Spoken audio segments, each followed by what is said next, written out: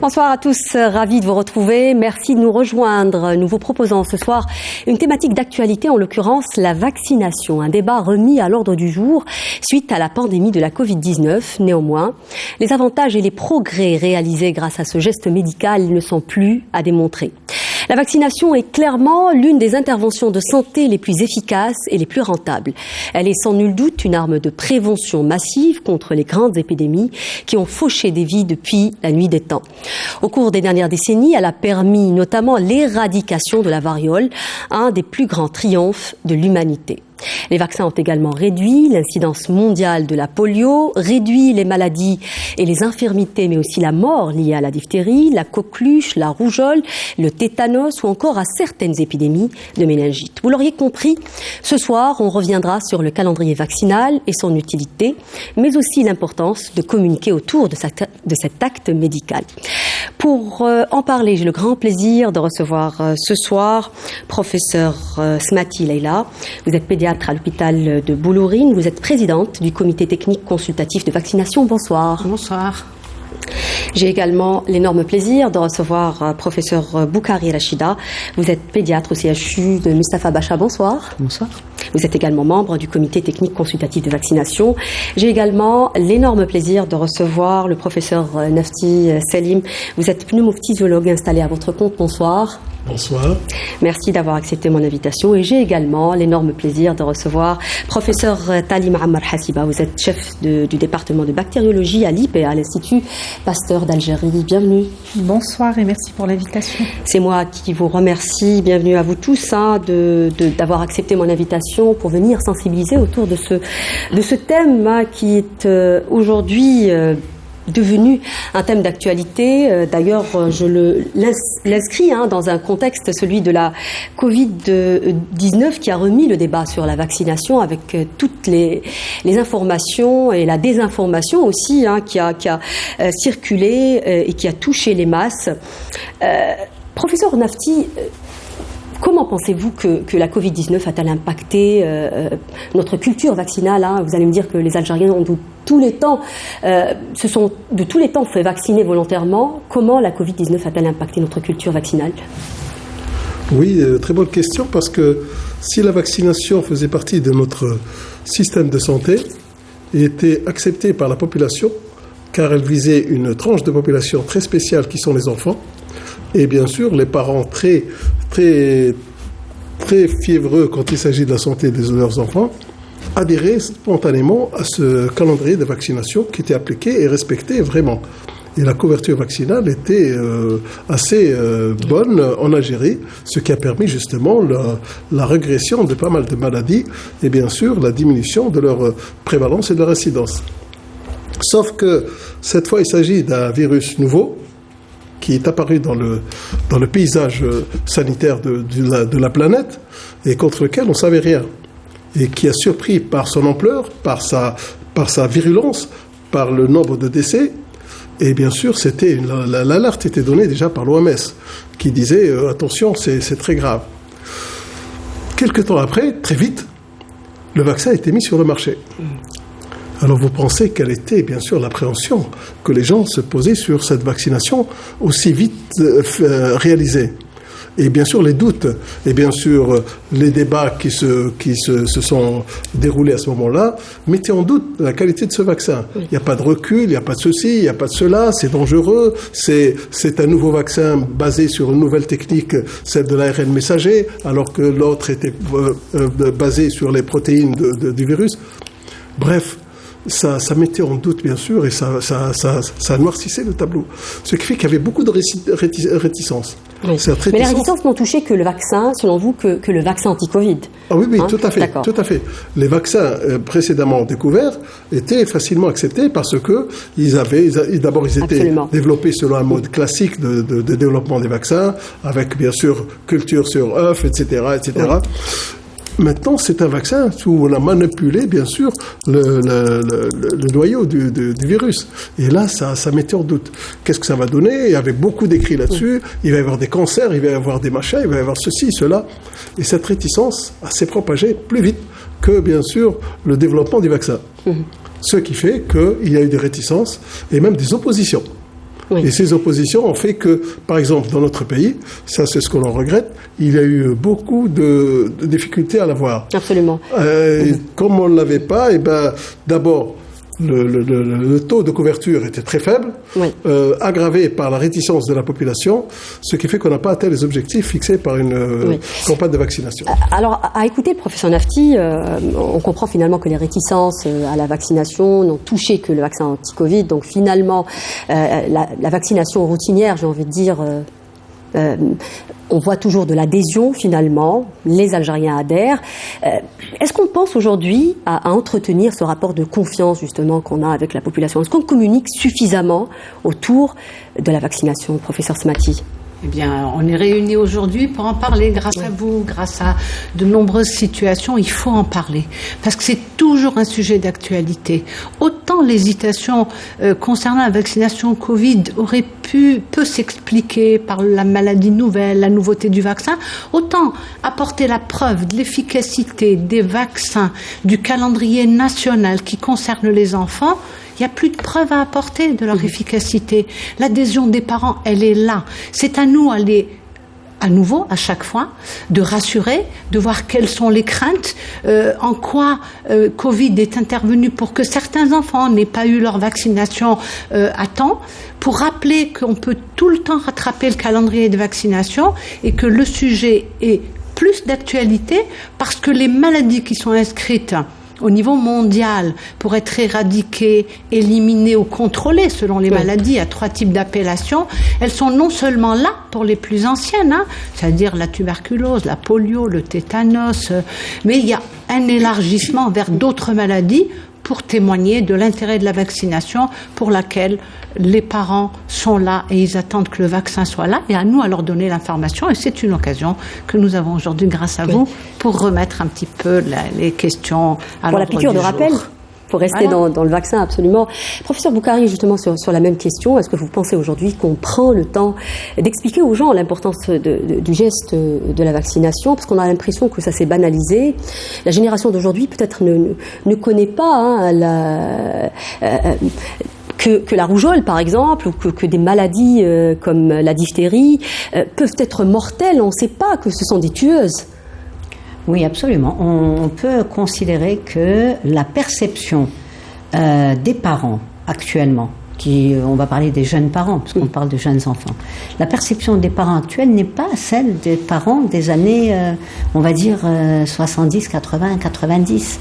Je pense que dans ces années-là où on avait le calendrier vaccinal, le programme élargi de vaccination, il y avait réellement une adhésion, on peut le dire comme ça, il y avait une adhésion, on va dire, totale. Une adhésion totale. Il faut rappeler que quand même, à cette période, il y avait aussi beaucoup d'éducation sanitaire à la télévision en particulier. On s'en rappelle, nous, des campagnes de vaccination, comment les campagnes de vaccination étaient accompagnées par des spots à la télévision. On peut regretter qu'on n'a plus du tout ce type d'information et c'est bien dommage parce que justement on a perdu le contact d'une façon globale et le résultat est là parce qu'on a beau dire que les parents adhèrent, etc. Il y a un constat qui est fait et qui est réel, qui est actuel. Le constat actuel, c'est qu'on est en recul sur la couverture vaccinale. Elle est de l'ordre de combien aujourd'hui ? Pour être efficace en termes de vaccination, il faut qu'on atteigne un taux de couverture de plus de 95% de la population cible. Sinon, on n'est pas efficace. Ça veut dire que la bactérie ou le virus continue à circuler et que les personnes vulnérables et fragiles vont faire la maladie et déclencher à ce moment-là éventuellement des épidémies. La démonstration en a été faite de façon parfaite avec l'épidémie de rougeole de 2018. Donc le problème qui est là aujourd'hui, c'est que depuis quelques années, on assiste à une diminution graduelle du taux de couverture vaccinale. À qui la faute ? Je pense que c'est une responsabilité partagée, mais je pense que notre rôle aujourd'hui, c'est justement de un peu, non pas tirer une sonnette d'alarme, mais un peu d'attirer l'attention et de dire qu'on doit pouvoir rétablir les choses. Et les parents, ils sont en première ligne. Ils sont en première ligne. Regardez le calendrier vaccinal de vos enfants. Allez vers les centres de vaccination, mettez à jour les vaccinations, le rôle des médecins aussi, de ne plus mettre des contre-indications à la vaccination qui n'en sont pas. Enfin bref, c'est l'affaire de tout le monde. Mais il faut absolument qu'on arrive à remonter cette couverture vaccinale qui est malheureusement actuellement un peu malmenée. Oui. Est-ce que vous pensez que les priorités de la santé publique ont changé? C'est pour ça qu'il y a eu ce recul. Parce qu'à un moment donné, peut-être que, comme vous disiez, il y avait beaucoup de communication autour de la vaccination, il y avait beaucoup de spots qui passaient en continu dans les médias lourds. Aujourd'hui, ce n'est plus le cas. Est-ce que les priorités de la santé publique, c'est-à-dire on se dirige plus peut-être vers les maladies non transmissibles, c'est ça aussi qui a fait qu'il y ait ce recul peut-être? Alors, les priorités de santé, il faut savoir que la vaccination et la prévention des enfants est toujours une priorité, restera toujours une priorité. Pour la raison pour laquelle il faut savoir que la lutte contre les maladies infectieuses, c'est pas un combat qui est gagné. Il faudrait que la population comprenne qu'il s'agit de se protéger, mais de se protéger de manière continue et tout le temps. C'est pourquoi vous avez parlé tout à l'heure de la communication. Oui, communiquer souvent avec un langage compréhensif. Il faudrait utiliser des termes adaptés pour que les parents comprennent et que la population comprenne l'importance de la vaccination. Le combat ou la lutte contre les maladies infectieuses, on n'est pas dans une logique d'éradication ou d'élimination à chaque fois. Et on est aussi dans une logique de contrôle de maladies. Donc, dès qu'on baisse de vigilance, on risque de voir réémerger certaines maladies. Comme certaines épidémies, on a bien connu l'épidémie de diphtérie durant les années 90, où il y avait eu quand même un relâchement, etc. J'allais vous dire pourquoi on vaccine finalement, professeur Tali. Pourquoi vaccine-t-on?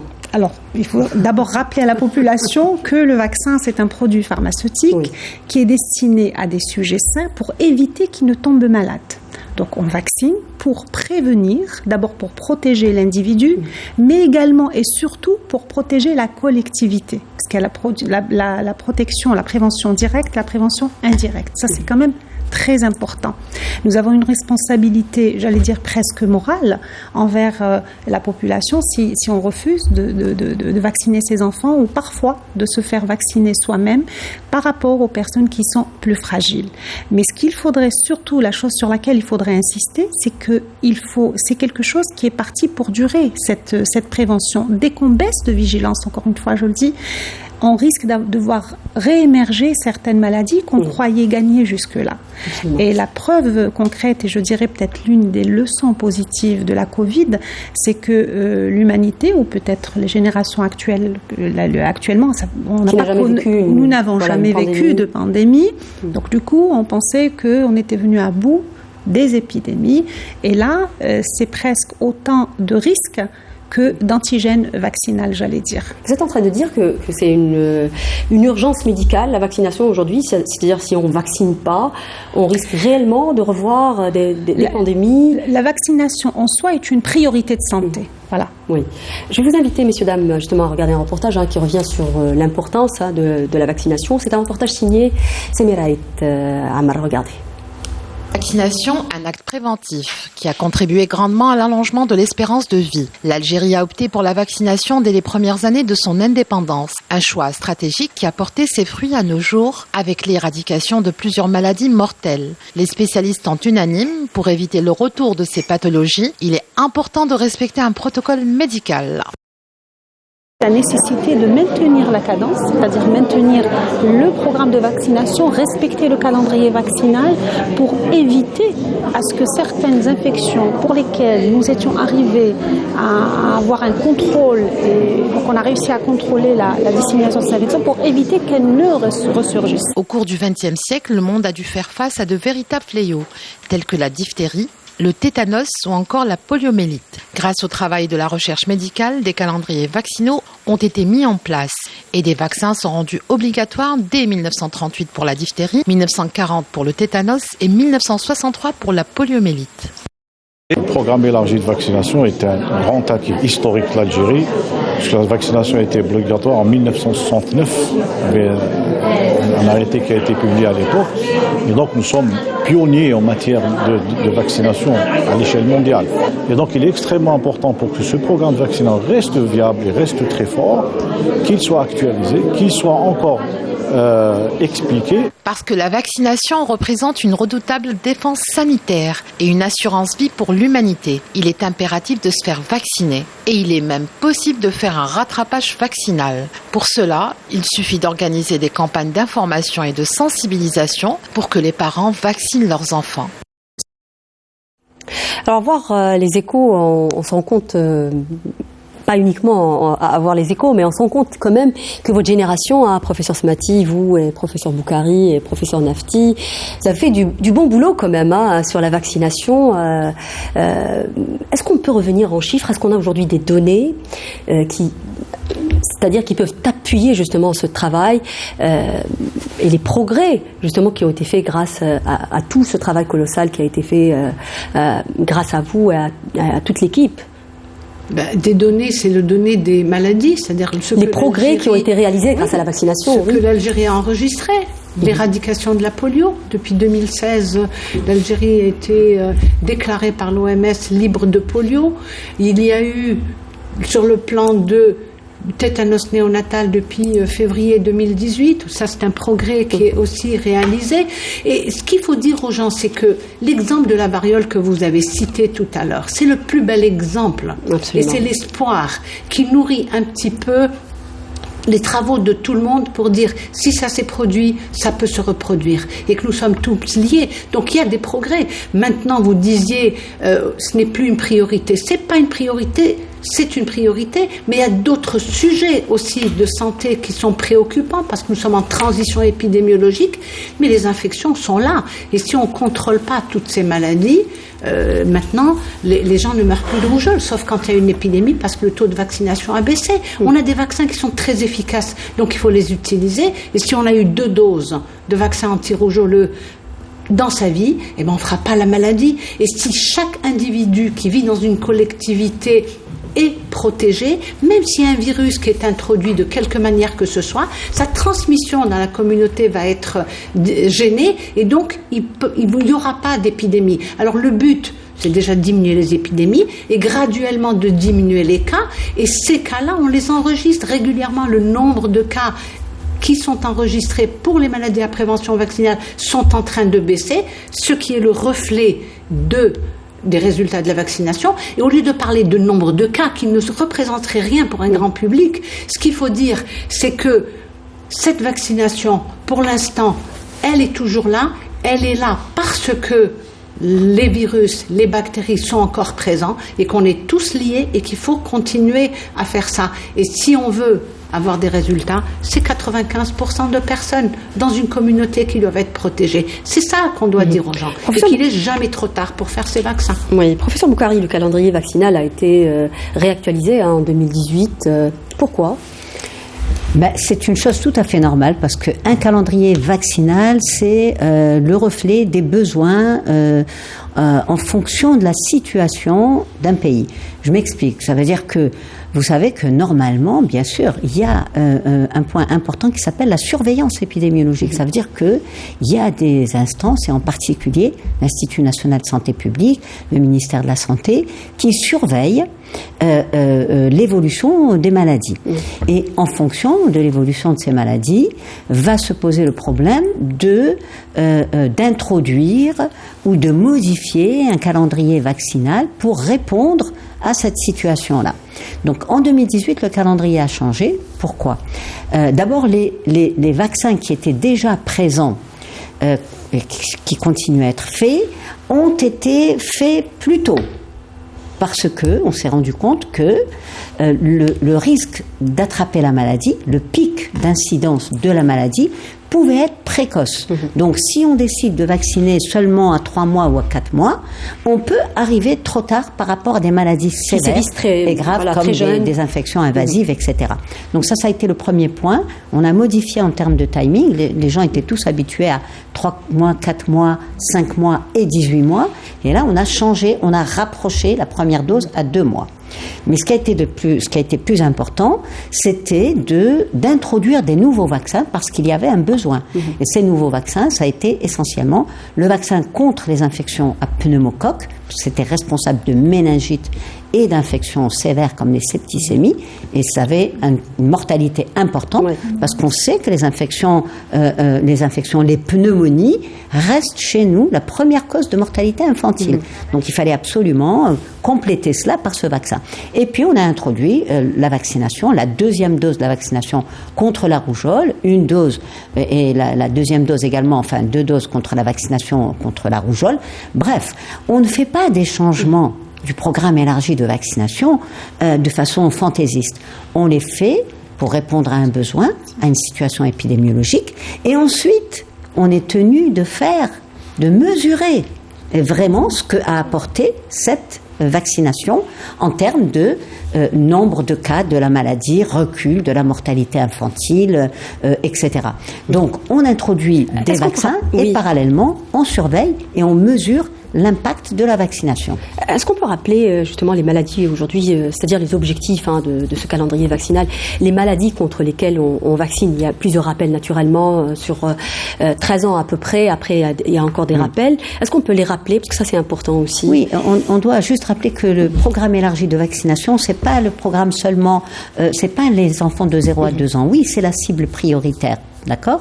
Mais ensuite, une vaccination, comme on l'a dit tout à l'heure, c'est à intervalles réguliers des injections de rappel pour, comme on dit maintenant, booster l'immunité de l'individu. Ça veut dire rappeler à l'organisme que par une injection de rappel de cet antigène, soit de la bactérie, soit du virus, de telle sorte que l'organisme se rappelle qu'il a déjà rencontré ça et va fabriquer des anticorps pour remonter son immunité et donc pour mieux se protéger. Donc, dans le calendrier vaccinal, si vous regardez, vous avez la vaccination de 3 mois, 2, 4, 12, mais à 3 mois, le vaccin polio injectable, qui était une nouveauté aussi de 2018, sur les recommandations de l'OMS. Et ensuite, vous avez les rappels à 12 mois. Vous avez la vaccination contre la rougeole à 11 mois et à 18 mois, parce que je rappelle qu'il faut faire 2 doses et qu'une dose ne suffit pas. Et puis ensuite, on a introduit les rappels à 6 ans, où on a là aussi mis une nouveauté, où on a dit qu'il fallait pas seulement faire le rappel diphtérie, tétanos, mais également coqueluche. Et puis ensuite, on fait les rappels en milieu scolaire à partir de l'âge de 6 ans. C'est en milieu scolaire, c'est la santé scolaire qui s'occupe de ça. Et donc, c'est à 6 ans, à 10, 11 ans, on va dire. Ensuite, à 15, 16 ans. Et puis, pour ces 2 vaccins, diphtérie et tétanos, c'est un rappel tous les 10 ans. Oui. Ça c'est important. L'université fait partie aussi du dispositif. Oui, ça c'est important de rappeler le vaccin, le rappel chaque 10 ans, parce que ça, il faut le dire, que personne ne le fait aujourd'hui. Est-ce que c'est grave ? Alors, pour dire que personne ne le fait... C'est le DT, pour rappeler. Il y a au moins une population à laquelle rappeler, c'est la population des Hadjis à l'occasion du départ sur les lieux saints de pèlerinage à la Mecque, donc le Hajj.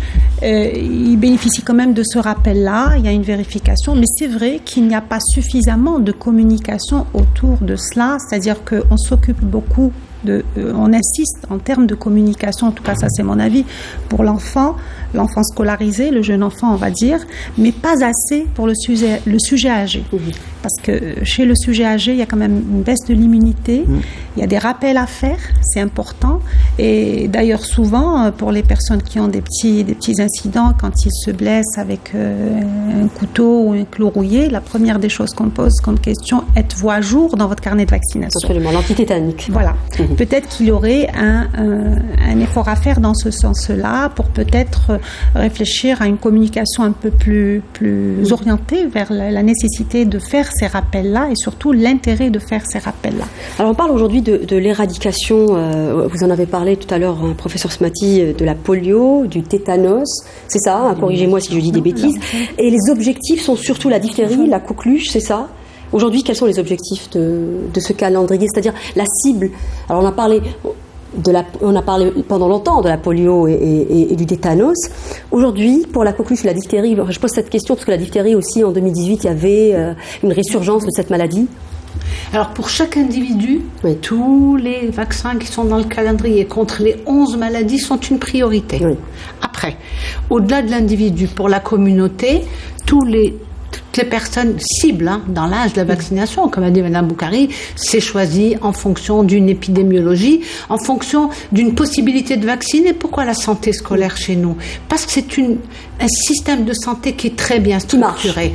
Parce qu'on a pris première année primaire, première année de collège, première année de lycée. Parce que ce sont aussi des sujets que l'on peut capter. Donc ça a été un choix qui a été fait chez nous, qui n'est pas celui d'autres pays. Et on ne copie pas les calendriers des autres pays parce que ce sont nos calendriers à nous. Donc pour revenir à votre question, quelles sont les cibles? Alors pour chaque individu, c'est pour lui. Pour la communauté dans laquelle il vit, c'est contrôler 95% des personnes à jour de leur vaccination. Et puis après, ça sort des frontières, parce que nous sommes liés maintenant, il n'y a plus de frontières dans le monde. On l'a vu, Covid, à quelle vitesse il s'est répandu. Il y a des programmes que l'Organisation mondiale de la santé met en place.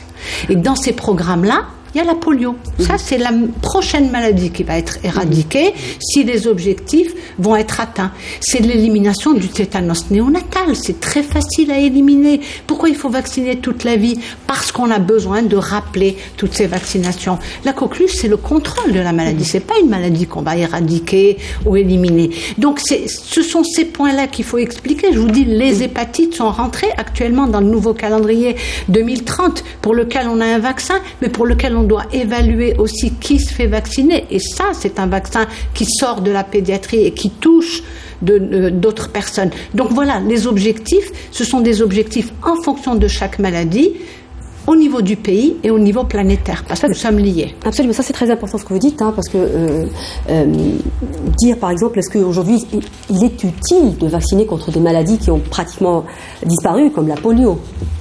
Est-ce que c'est toujours utile de vacciner justement? Voilà, c'est bien de le rappeler, c'est pour ça que je vous pose cette question. Alors, si vous permettez, en complément à ce qu'a dit Madame le professeur Smati, il faut peut-être bien préciser la chose suivante. Les calendriers vaccinaux ou les programmes élargis de vaccination, on peut parler aussi de programmes d'immunisation nationaux, ne sont pas les mêmes et diffèrent d'un pays à un autre, peuvent différer d'une région à une autre. Quelle est cette différence est basée sur quoi? Elle est basée sur la situation épidémiologique de chaque pays. D'accord? Sur l'âge de la population, sur les maladies les plus fréquentes, d'où l'intérêt d'assurer quand même des surveillances et des notifications pour avoir une idée de l'épidémiologie des maladies transmissibles. Ceci étant dit, vous avez à côté de cela, et ça a été dit par Mme professeure Smati, il y a des programmes de l'Organisation mondiale de la santé, c'est des programmes mondiaux d'éradication. Très souvent, pour les maladies virales, nous sommes dans une logique d'éradication. Vous avez l'exemple de la poliomyélite, de la rougeole. Mais pour les maladies bactériennes, nous sommes plus dans un contrôle. D'accord ?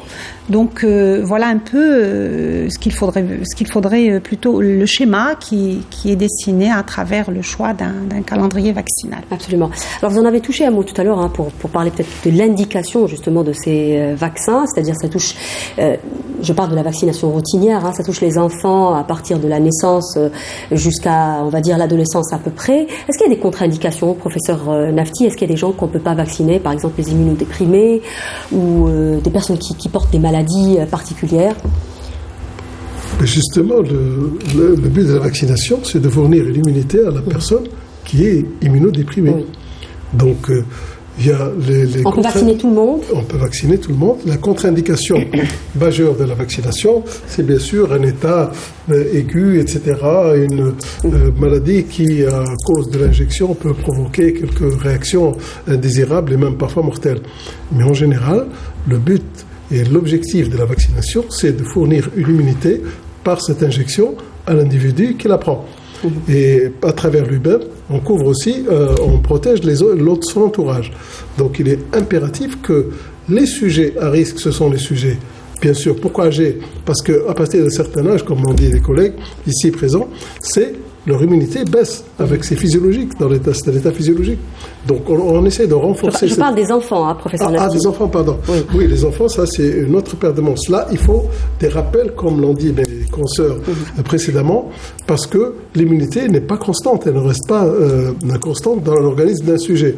Au fur et à mesure, ça disparaît, et c'est pour ça qu'il y a des rappels, comme ils vous l'ont dit, à chaque fois que l'État le nécessite. Professeur Peut-être, pour compléter la réponse du professeur Nafti, peut-être qu'il faut expliquer qu'il y a ce qu'on appelle les vaccins vivants et les vaccins tués, non vivants. Donc, en ce qui concerne les vaccins vivants, ça veut dire que les particules virales sont là, sont présentes, mais elles sont atténuées ou bactériennes, comme par exemple le BCG, c'est un vaccin vivant atténué.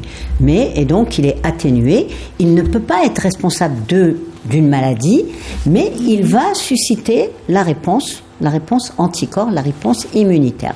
De la même façon, le vaccin contre la rougeole, le vaccin anti-rougeoleux, est un vaccin vivant atténué. Donc, d'une façon générale, les vaccins vivants atténués sont contre-indiqués chez les personnes immunodéprimées. C'est chez les personnes qui ont une maladie chronique, par exemple, chronique, ça existe. En pédiatrie, par exemple, on a ce qu'on appelle les déficits immunitaires primitifs, mais on a aussi d'autres maladies liées à la prise de médicaments, d'immunosuppresseurs, de corticothérapie. Tout ça, c'est des situations particulières que les médecins doivent connaître. Ça veut dire que les médecins doivent connaître. Dès lors que les parents vont signaler la pathologie de leur enfant, ils doivent se signaler comme étant mon enfant, il a telle maladie, il est suivi pour telle maladie. Et donc, le médecin doit connaître ces contre-indications, qui sont les contre-indications des sujets immunodéprimés. En dehors de ces contre-indications à la vaccination, il n'y en a pas d'autres. Une seule autre contre-indication, c'est si jamais on est allergique aux adjuvants généralement. Soit un des composants du vaccin, soit au composant principal du vaccin lui-même. Mais ça, on ne le sait pas avant que la première réaction n'apparaisse. Mais dès lors que cette réaction est apparue, à ce moment-là, on est allergique et ça devient contre-indiqué de faire le vaccin. Sorti de là, il n'y a pas de contre-indication. Donc, c'est ça que là aussi, on doit véhiculer comme message, c'est que il ne faut pas faire feu de tout bois, c'est-à-dire qu'il ne faut pas, pour une petite fièvre, une petite rhinopharyngite, un traitement antibiotique qui est en train de se terminer, que sais-je, plusieurs situations, reporter la vaccination. Donc, la consigne qu'on peut donner, nous, aux personnes qui sont dans les centres de vaccination, lorsque un enfant s'est présenté pour la vaccination, faites tout pour le vacciner. Il y a un autre point aussi qui est très important, justement, parce que vous en parlez, professeur Boukari, le rattrapage vaccinal, justement, pour les personnes qui ne se sont pas fait vacciner. Parfois, il s'agit même d'adultes qui se sont jamais fait vacciner. Est-ce qu'on peut rattraper sa vaccination à n'importe quel moment ? Alors, le rattrapage, en théorie, oui, on peut rattraper. Mais faudrait-il que ce rattrapage soit prévu ? C'est-à-dire, pour nous, la seule vaccination qui est obligatoire tout au long de la vie, dans notre calendrier, qui est inscrite dans le journal officiel, quand le vaccin calendrier sort, c'est diphtérie, tétanos, tous les 10 ans, tout au long de la vie, parce qu'on n'est pas protégé contre ces maladies. C'est quand même dramatique de ne pas être vacciné contre diphtérie, tétanos, de se blesser, et ça, Dieu sait que les occasions de se blesser et d'avoir cette bactérie peuvent se présenter, d'avoir un vaccin et de ne pas l'avoir fait. Donc là aussi, on en appelle à la santé universitaire qui peut capter ceux qui viennent après 18 ans qui n'ont pas fait leur vaccin. Donc on peut le faire. Pour les vaccins de l'enfance, l'immense majorité des maladies qu'on vit, c'est des maladies du petit. Donc on gagnerait à les faire en temps et en heure comme c'est inscrit, parce que passé un certain âge, faire une infection à hémophilus, si l'enfant l'a eu petit, qu'il en est mort, quel est le bénéfice de rattraper après pour un autre enfant ? Donc le message, on peut rattraper, aucune dose faite n'est perdue, il y a des délais à respecter, un timing à faire que les médecins connaissent et qu'ils doivent en tout cas connaître s'ils ne sont pas totalement à jour de ses timings et le faire le plus tôt possible. Ne rater aucune occasion de vacciner un enfant. Et on est content d'avoir l'occasion, comme à travers cette émission, de parler avec les parents, mais aussi avec les médecins, les agents vaccinateurs. La poussée dentaire n'est pas une contre-indication à la vaccination. Une cure antibiotique n'est pas une contre-indication à la vaccination. Donc, vacciner ses enfants, mais dans les tranches d'âge qui sont concernées. Il ne faut pas un vaccin prévu à 12 mois, on ne va pas le rattraper hors épidémie chez quelqu'un qui a 30 ans. Non, la cible, c'est de rester dans les tranches recommandées. Absolument. Rappelez peut-être aujourd'hui également l'importance, professeur Tali, justement de ne pas rater la vaccination, parce qu'on a eu par le passé des hésitations qui nous ont coûté cher. Rappelons peut-être l'épisode de la rougeole en 2018, où on a eu quand même des morts, on a eu quelque chose comme 50 000 cas. Dire aujourd'hui l'importance justement de ce geste, de ne pas banaliser. Tout à fait. Absolument. Tout à fait. Je commencerai d'ailleurs par citer l'exemple pour revenir, je reviens d'abord sur la nécessité de faire les rappels de diphtérie et tétanos chez l'adulte et rappeler que ce sont deux maladies causées par des bactéries toxinogènes et que l'infection, très souvent, quand la souche est toxinogène, l'antibiotique seul ne suffit pas. Et s'il n'y a pas un taux d'anticorps important protecteur, ça risque d'être fatal pour le patient. Donc, vous voyez la nécessité de faire vacciner. Maintenant, je reviens sur l'hésitation. C'est vrai que... Pour la rougeole aussi, c'est une maladie qui n'a pratiquement pas de traitement. Alors, pour la rougeole, bien sûr, et puis c'est l'une des maladies, si ce n'est la plus contagieuse. C'est vraiment dramatique de nos jours de parler de ça.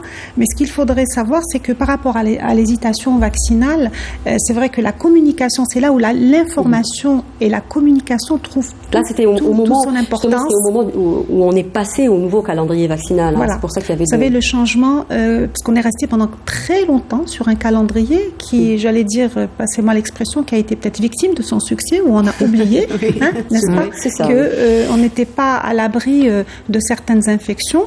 Et donc, aller communiquer, donner la bonne information avec un langage accessible et compréhensible par tous, parce qu'on s'adresse à la population en général, aux mamans, aux parents, d'accord, et puis surtout ne pas trop, moi je fais un appel à la population par rapport aux médias, au niveau de, aujourd'hui il y a le net, tout est accessible, il y a des choses bonnes, des informations qui sont vraies, d'autres qui le sont un peu moins, il faut aller vers l'information, mais l'information vraie et vérifiée. Pour en venir à cela. Et c'est peut-être le changement qui est bien sûr tout changement et peut-être on peut avoir une petite réticence. C'est pour dire que ça peut nous coûter cher. Tout à fait, mais bien entendu. Il y a eu beaucoup de morts, une cinquantaine de morts, 50 000 cas. Surtout pour la rougeole, qui reste quand même, il faut le dire, que la réussite d'un calendrier vaccinal, l'indicateur pour évaluer la vaccination dans un pays, c'est justement les taux de couverture pour la rougeole. Docteur Nafti, j'aimerais aussi vous faire réagir peut-être sur une autre maladie qui aujourd'hui malheureusement réapparaît, pas uniquement chez nous, la tuberculose. Malgré la vaccination et l'amélioration justement des conditions de vie, cette maladie touche 30% de la population mondiale, 10 millions de nouveaux cas dans le monde tous les ans, 5% des tuberculoses multirésistantes sont multirésistantes. Pourquoi, professeur Nafti? Pourquoi on en est là? Est-ce que le BCG, finalement, est un vaccin peut-être à revoir? C'est un vaccin qui date de 100 ans à peu près, c'est le plus ancien? Oui, très bien. Sauf que le vaccin BCG ne protège pas contre la maladie, contre la transmission du BK dans la collectivité. Il protège d'abord chez le petit. C'est pour ça qu'il est fait à la naissance. C'est le premier jour de la naissance où il est vacciné, parce que l'intensité de la transmission du BK dans la population est très importante. De ce fait, on vaccine très tôt. C'est pour éviter les accidents post-primo-infection, c'est-à-dire essentiellement la méningite. Et cette méningite est mortelle. Autrefois, on avait comme indice épidémiologique la méningite tuberculeuse qui tuait. Nous, on se rappelle, étant encore étudiants dans les années 70, ça faisait ravage dans l'hôpital de Qatar. C'était un enfant sur 3 qui avait une méningite. Et donc contre laquelle on était pratiquement désarmé parce qu'il fallait arriver très tôt. Sinon, même si on arrivait à guérir, il y avait des séquelles assez importantes sur le plan fonctionnel et sur le plan organique. De ce fait, le BCG ne protège pas contre la tuberculose quand le BK se propage dans la population. Ça, c'est bien sûr, c'est en traitant les sources d'infection, c'est-à-dire les gens malades, que l'on bloque la transmission. Et ce n'est pas en vaccinant. En vaccinant, vous protégez uniquement contre des complications très précoces. De ce fait, la tuberculose est réapparue Parce que ce n'est plus une maladie de l'enfant, c'est une maladie de l'adulte. Et l'adulte, quand il n'est pas dépisté à temps et quand il n'est pas traité correctement, non seulement il ne guérit pas, ou bien guérit au prix de séquelles importantes, et deuxièmement, les traitements répétés qu'il reçoit parce qu'il n'y a pas une observance correcte de ce traitement fait qu'il y a émergence de bacilles résistants. Et c'est pour ça que la tuberculose à bacilles résistants devient un problème de santé publique dans certains pays. Nous en avons quelques cas ici, chez nous aussi, il ne faut pas le nier, mais ça reste encore maîtrisable. Toujours est-il que la vaccination BCG n'a aucun effet sur la propagation de la maladie dans la population. Ce sont les actions de dépistage et de traitement qui sont efficaces. Oui, on termine, il ne nous reste plus de temps. Professeur Tali, peut-être on termine brièvement sur la vaccination antigrippale. Hein, on en a dit un mot tout à l'heure, hein, c'est la saison. 2,5 millions de doses sont arrivées il y a quelques jours. Quelle est l'importance de cette vaccination? On termine sur ça. Alors justement, la vaccination antigrippale, c'est peut-être aussi un exemple de vaccin. La nécessité de se faire vacciner chaque année, peut-être que la population pose des questions. Pourquoi il est nécessaire de refaire cette vaccination alors que pour certains vaccins, les rappels sont plus distancés? C'est justement parce que le virus mute chaque année. Et donc, la reformulation du vaccin, elle se fait sur la base des virus qui sont donc détectés et voir. Et donc, l'OMS donne la formulation chaque année avec le nouveau vaccin. Ce qu'il faut savoir, c'est que quand même la grippe saisonnière reste quand même une infection qui est, j'allais dire, très invalidante dans le sens où il y a quand même les arrêts maladie, il y a l'arrêt de travail, etc. Il y a des populations qui sont plus à risque. Absolument. Vous avez les malades chroniques, vous avez les femmes enceintes, vous avez donc ce sont les personnes âgées également. Et puis dans un contexte de Covid, il ne faut pas oublier que la vaccination anti-Covid reste quand même maintenue. Avec la vaccination antigrippale, je pense que la campagne sera lancée très bientôt, n'est-ce pas, Madame Smati, très très prochainement. Oui, il y aura le contrôle du vaccin. Voilà. Merci beaucoup. Qui sera contrôlé, le vaccin. Voilà, qui sera. Mais bien entendu, ça c'est clair. Et puis il y a surtout une chose, c'est que ailleurs, il y a aussi des indications pour les professionnels de la santé pour ne pas contaminer les malades, pour ne pas être une source, parce que là encore, c'est vraiment l'exemple type pour protéger la population. Merci beaucoup à vous tous d'avoir participé à cette émission. Malheureusement, le temps nous est imparti. Cette émission est à présent terminée. Merci à vous de nous avoir prêté attention. Faites attention à votre santé. Je vous revois vendredi prochain. Excellente soirée sur Canal Algérie. Au revoir.